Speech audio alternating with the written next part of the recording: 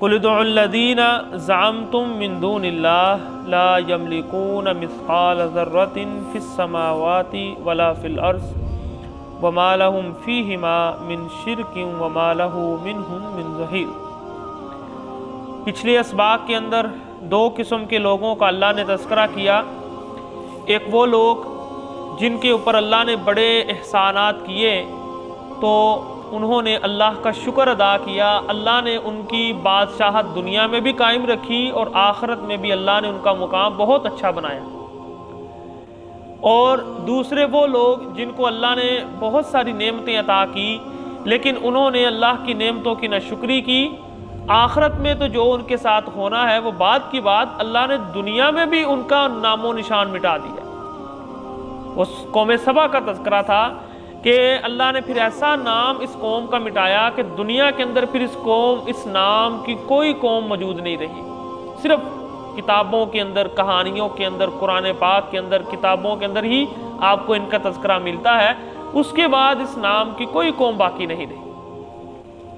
اللہ تعالیٰ فرما رہے ہیں قُلِ ادْعُوا الَّذِينَ زَعَمْتُم مِّن دُونِ اللَّهِ، اے میرے حبیب ان سے کہیں کہ جن کے بارے میں تم لوگ خیال کرتے تھے کہ یہ لوگ ہمیں مشکلات سے نکال دیں گے، جب اللہ نے ہمیں پکڑنا ہے انہوں نے ہمارا ہاتھ پکڑ کر پیچھے کر دینا ہے، جب ہم نے کسی مشکل میں پھنسنا ہے تو انہوں نے ہمیں اس مشکل سے نکال دینا ہے، اے میرے حبیب ان سے کہیں کہ آج ان لوگوں کو پکاریں۔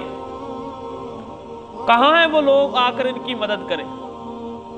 لا یملکون مثقال ذرۃ فی السماوات ولا فی الارض، مدد تو وہ کرتا ہے نا جس کے اختیار میں کچھ ہو، جس کی ملکیت میں کوئی حصہ ہو، جس کے پاس ہے ہی کچھ نہیں، وہ آپ کی مدد کیا کرے گا؟ وہ تو خود مدد کا طالب ہے، وہ تو خود چاہتا ہے کہ کوئی آ جائے جو میری مدد کرے۔ اللہ فرما رہے ہیں کہ آپ اس سے مدد مانگتے ہیں جو زمین و آسمان کی بادشاہت اور ملکیت میں ایک ذرے کا بھی حصے دار نہیں ہے۔ آپ اس سے مدد مانگیں گے، وہ آپ کی مدد کیسے کر سکتا ہے جس کے پاس خود کچھ نہیں ہے؟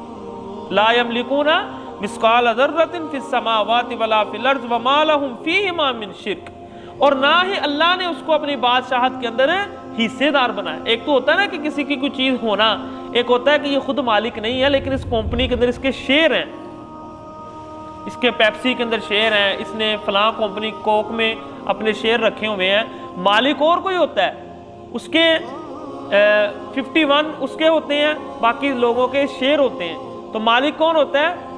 جس کے شیئر ایک بھی زیادہ ہو۔ اللہ فرما رہے ہیں ایسی بھی میری کائنات نہیں ہے کہ مالک تو میں ہوں لیکن اس کے اندر کوئی حصے دار ہے، یہ ایسی کمپنی نہیں ہے۔ یہ کائنات کا نظام ایسا نظام ہے جس کا مالک ایک واحد ہے، اللہ الصمد، جس کو کسی کی ضرورت نہیں، وحدہ لا شریک، اس کا کوئی شریک نہیں، وہ اس کائنات کا مالک ہے۔ وَمَا لَهُ مِنْهُمْ مِنْ ظَهِيرٍ، اور اللہ نے اپنا کوئی مددگار بھی اس کائنات کے اندر نہیں بنایا۔ جو عقیدہ ہے کہ لوگوں کو اللہ نے کائنات چلانے کے لیے اختیارات دیے، ایسا بھی کچھ نہیں۔ یہ اللہ نے اتنی واضح آیت یہاں پر نازل کی ہے، کسی نے اگر توحید کو سمجھنا ہے تو وہ اس آیت، ایک قرآن کی آیت ہی کافی ہے اس کے لیے۔ نہ تو کسی چیز کا کوئی مالک ہے اس کائنات کے اندر، سب اللہ کا دیا ہوا ہے، اللہ کی امانت ہے ہمارے پاس، اللہ ہم سے کبھی بھی چھین سکتے ہیں، ہم کچھ نہیں کر سکتے۔ ہمارے پاس پیسہ، ہم اس کے مالک نہیں ہیں، وہ اللہ نے ہمیں دیا ہے، اللہ کی مہربانی ہے، اللہ ہم سے کبھی بھی لے سکتے ہیں۔ یعنی آپ کا یہ چیز ہے نا، موبائل آپ کا ہے، دنیاوی اعتبار سے آپ سے کوئی چھینے گا نا، آپ اس پر کیس کرتے ہیں، آپ کا قانون ہے وہ آپ کا کیس سنتا ہے اور آپ کے حق میں فیصلہ دیتا ہے، یہ آپ اس کے مالک ہیں، ٹھیک ہے، آپ واقعتاً اس کے دنیاوی اعتبار سے مالک ہوتے ہیں۔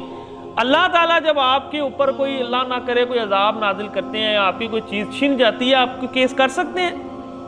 آپ مالک ہی نہیں ہیں، آپ مالک ہی نہیں ہیں، یہ اللہ نے دیا، اللہ کی مہربانی، اس کا شکر ادا کرو کہ چھین نہ لے۔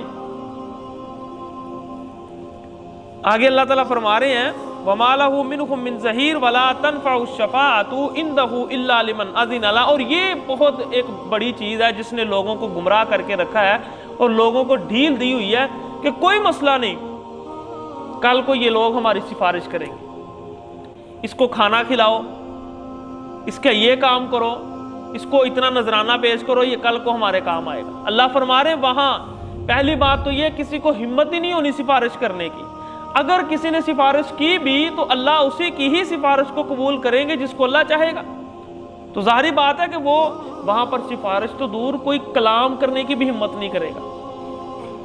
وَلَا تَنْفَعُ الشَّفَاعَةُ عِنْدَهُ إِلَّا لِمَنْ أَذِنَ لَهُ. جس کے لیے اللہ اجازت دیں گے نا اسی کو ہی وہاں پر اسی کی ہی سفارش فائدہ مند ہوگی. تو اللہ کس کے لیے اجازت دیں گے؟ اللہ جانتا ہے، وہ اللہ کو معلوم. اللہ اسی کو ہی اجازت دیں گے جس کا اللہ کوئی مقام اور مرتبہ لوگوں کے سامنے بنانا چاہیں گے. یعنی جس نے دنیا میں ساری زندگی اللہ کے نام کر دی ہے نا، اللہ پوری کائنات کے سامنے اس کا مقام بڑھانے کے لیے کہیں گے اس کی سفارش کرو، تمہاری سفارش کی وجہ سے میں جنت میں داخل کر دوں گا. اب وہ کون ہے؟ کس کو اللہ یہ مقام دیں گے؟ کسی کو پتہ ہے؟ کسی کو پتہ ہے؟ اللہ کے رسول کو بھی یہ مقام اتنے لمبے سجدے کے بعد جا کر ملنا ہے. اللہ کے رسول کو یہ جو سفارش کا مقام اللہ نے دینا ہے نا، آپ نے احادیث میں پڑھا ہے کتنے دنوں کا لمبا سجدہ اللہ کے رسول کریں گے اور پھر جا کر اللہ کے رسول کو اللہ تعالیٰ سے یہ اجازت ملے گی. کوئی عام بات نہیں ہے. ہم جن کو ولی سمجھتے ہیں پتہ نہیں ان کی علیحدگیاں اور ان کی تنہائیاں کیسے گزرتی ہیں، جن کو ہم سمجھتے ہیں کہ یہ ہمارے لیے پتہ نہیں کیا کر دے گی. تو یہ کائنات، یہ دنیا، شیطان ہر ایک کا دشمن ہے. ظاہری شکل و صورت اور ہوتی ہے، اندر پتہ نہیں کسی کے کیا ہے. اس لیے جو اللہ کے سامنے جھک کر اپنا مقام بنا رہا ہے نا، اس کے سامنے نہ جھکو. اس کے سامنے جھکو جس کے سامنے یہ جھک رہا ہے، پھر فائدہ ہوگا. آپ اس کے سامنے کیوں جھک رہے ہیں؟ جب آپ ڈائریکٹ کمپنی سے، آپ دنیا کے معاملے میں تو بڑا کرتے ہیں کہ یار میں ڈائریکٹ کمپنی سے مال اٹھاؤں گا. اگر آپ کو ملتا ہو، آپ تلاش کرتے ہیں، لوگوں سے پوچھتے ہیں کہ یار یہ کمپنی کہاں پر ہے، میں وہاں سے مال اٹھاؤں گا. کیوں؟ فائدہ ہوگا. دنیاوی معاملے میں آپ ڈائریکٹ کیوں نہیں رابطہ کرتے؟ آپ اس سے پھر یہ تلاش کرتے ہیں، وسیلے تلاش کرتے ہیں، سیڑھیاں. نہیں بھائی، کیوں؟ دنیاوی معاملے میں آپ انسان فائدہ دیکھتا ہے اپنا. ٹھیک ہے کہ میں نے ڈائریکٹ مال وہاں سے اٹھانا ہے کیونکہ مجھے وہاں سے رعایت ملے گا. لیکن جب دین کا معاملہ آتا ہے، یار اس میں ہمیں پتہ نہیں ہے، کوئی غلطی نہ. کیوں بھائی؟ اللہ کا دین واضح ہے، اس کے بارے میں پوچھو، علماء کی باتیں سنو، لیکن تحقیق کر کے اس پر عمل کرو. یہ بس بات ہے، صرف پوری زندگی کا نچوڑ. جس کی بھی بات سننی ہے تحمل سے سنو، عمل کرتے وقت اس کی تحقیق کر کے کرو. بس آپ کی زندگی اللہ آسان کر دے انشاءاللہ.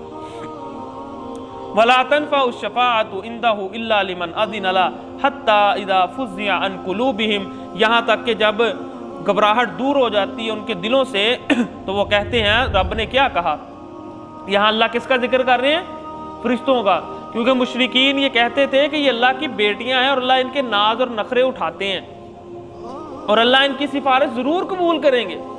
اللہ ان کی حالت کو ذکر کر رہے ہیں کہ یہ وحی کے عادی ہیں، ہر وقت اللہ کی وحی سنتے ہیں، لیکن جب بھی اللہ کی وحی آتی ہے اللہ کا روب اور دبدبہ اتنا ہوتا ہے کہ یہ عاجزی کی وجہ سے اپنے پر جو ہے وہ پھڑپھڑانے لگتے ہیں اور ان کے دل کے اندر ایک شدید قسم کا روب اور خوف جو ہے وہ پیدا ہو جاتا ہے. اور جب وہ کفیت ختم ہوتی ہے تو پھر ایک دوسرے سے سوال کرتے ہیں کہ اللہ نے کیا کہا. تو پھر وہ اوپر والے نیچے والوں کو بتاتے ہیں کہ اللہ نے یہ کہا، نیچے والوں سے نیچے والوں کو بتاتے ہیں. اور اسی دوران ہی شیطان کوئی بات سن لیتا ہے اور وہ اپنے دوست کاہن کو بتا دیتا ہے جو ایک سچ کے ساتھ 100 جھوٹ ملا کر آگے لوگوں کو بتاتا ہے، جو آپ نے کئی مرتبہ یہ حدیث سنی ہے. تو یہ جب شیطان سنتا ہے، یہ فرشتے جب ایک دوسرے کو بات اللہ کا حکم کنورٹ کر رہے ہوتے ہیں اس وقت یہ سن لیتا ہے. تو بات کرنے کا مقصد یہ ہے کہ جو اللہ کے سب سے قریب ہیں، ہر وقت حمد و ثنا کرتے ہیں، ان کے بارے میں اللہ کہہ رہے ہیں کہ ان کے دل جو ہیں میرے حکم کو سن کر گھبرا جاتے ہیں. قُلْ مَن يَرْزُقُكُم مِّنَ السَّمَاوَاتِ وَالْأَرْضِ. اے میرے حبیب ان سے کہیں زمین و آسمان میں تمہیں رزق کون دیتا ہے؟ قُلِ اللَّهُ، کہہ دیجئے اللہ ہی ہے. وَإِنَّا، اور یقیناً میں، وَإِيَّاكُمْ، اور تم، لَعَلَىٰ هُدًى أَوْ فِي ضَلَالٍ مُّبِينٍ، شاید کہ ہدایت پر ہیں یا واضح گمراہی میں. یعنی یہ کوئی شک نہیں ہے کہ میں ہدایت پر پتہ نہیں ہوں کہ نہیں، تم گمراہ ہو کہ نہیں. یہ ایک بات ان کے سامنے رکھی ہے کہ مجھے رزق دیتا ہے میرا اللہ، میں کرتا ہوں اس کی عبادت. تم بھی یہ مانتے ہو کہ تمہیں رزق دیتا ہے اللہ اور تم عبادت کرتے ہو غیر اللہ کی. اب خود ہی سوچ لو کہ ہدایت پر کون ہے اور گمراہی پر کون ہے. تمہیں پتہ چل جائے. قُلْ لَا تُسْأَلُونَ عَمَّا أَجْرَمْنَا وَلَا نُسْأَلُ عَمَّا تَعْمَلُونَ. اور اگر وہ آپ سے بحث کرتے رہیں بات کو نہ سنیں تو ان سے کہیں لا تسألون عما اجرمنا، ہم نہیں تم سے سوال کیا جائے گا ہمارے جرموں کے بارے میں، اور نہ ہی ہم سے سوال کیا جائے گا اس چیز کے بارے میں جو تم عمل کرتے ہو. یعنی کوئی بندہ اگر بات نہیں مان رہا، وہ بحث پر بحث کرتا جا رہا ہے، تو اس سے پھر یہ جان چھڑانے کا طریقہ ہے کہ اسے کہیں اس کے حال پر چھوڑ دے کہ ٹھیک ہے بھائی، تم اگر نہیں اس رستے پر آتے تو پھر اللہ تعالیٰ ہی اس کے درمیان فیصلہ کرے گا. قُلْ يَجْمَعُ بَيْنَنَا رَبُّنَا، اللہ ہمیں اکٹھا کرے گا. ثُمَّ يَفْتَحُ بَيْنَنَا بِالْحَقِّ، پھر اللہ ہمارے درمیان حق کے ساتھ فیصلہ کرے گا. وَهُوَ الْفَتَّاحُ الْعَلِيمُ، وہ بہت بڑا فیصلہ کرنے والا، سب کچھ جاننے والا.